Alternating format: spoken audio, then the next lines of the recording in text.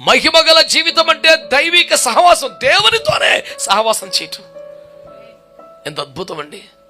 హనోకు దేవునితో నడిచను, నోవకు దేవునితో నడిచను. వాళ్ళ పేర్ల దగ్గర మాటలు చదువుతుంటే పిచ్చెక్కిపోతుంటది. బాబోయ్,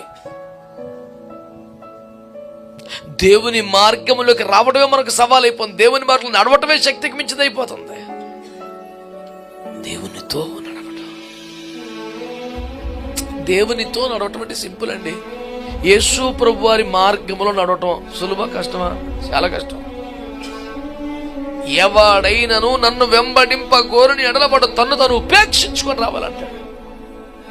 అంటే తన ఆశలు, తన కోరికలు, తన సంతోషాలు, తన సరదాలు అన్ని వద్దనుకొని వదిలేసి దేవుని చిత్తానికి అప్పగించుకొని వెనకాల వెళ్ళాలంటే ఎంత రేంజ్ అయితే, ఆయనతో పాటు సమానం నడవాలంటే ఇది ఇంకెంత రేంజ్ ఉండాలా?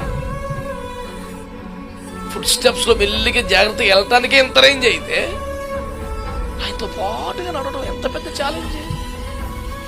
మహిమలో ఉన్న వ్యక్తులు హాయిగా నడిచేవారు. ఆయనతో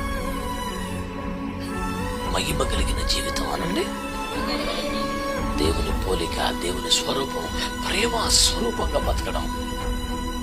2, మహిమగల జీవితం అంటే దైవ జ్ఞానం, ఆత్మజ్ఞానం కలిగి బ్రతకడం. 3, మహిమగల జీవితం అంటే నేరుగా దేవునితోనే సహవాసం కలిగి ఉంటాం, దేవునితో కలిసి నడవటం. దేవునికి స్తోత్రం చెప్పండి.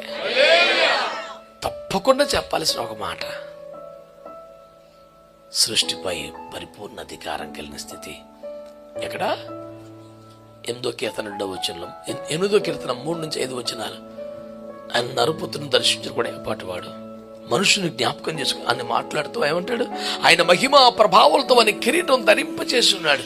ఆయన సృష్టి అంతటిని అధికారం ఇచ్చేసాడు.